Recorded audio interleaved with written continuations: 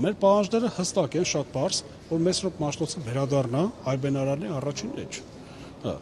Ինչու՞։ Որովհետև Մեսրոպ Մաշտոցը մատենադարանի դիմացի արձան չպետք է դիտարկվի եւ չպետք է միմիայն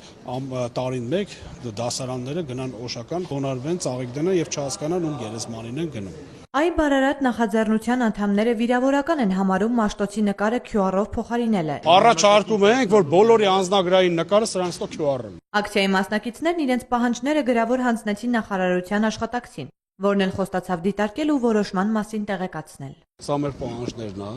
որը այսօր մեզ պետքա պատասխան տրվի։ Կամ այո, կամ ոչ, իհարկե կարող է։ Սա պետք է մասնագիտական պարոն Սարգսյան, ես գիտեմ, որ որոշողը դուք չեք։ Մենք բոլորս դա գիտենք։ Հույսներն արդեն կտրել են, բայց կսպասեն մի քանի օր։ Եթե նախարարությունը որոշի ընթացք չտալ իրենց պահանջին, նախաձեռնության անդամները ստորագրահավաք կսկսեն։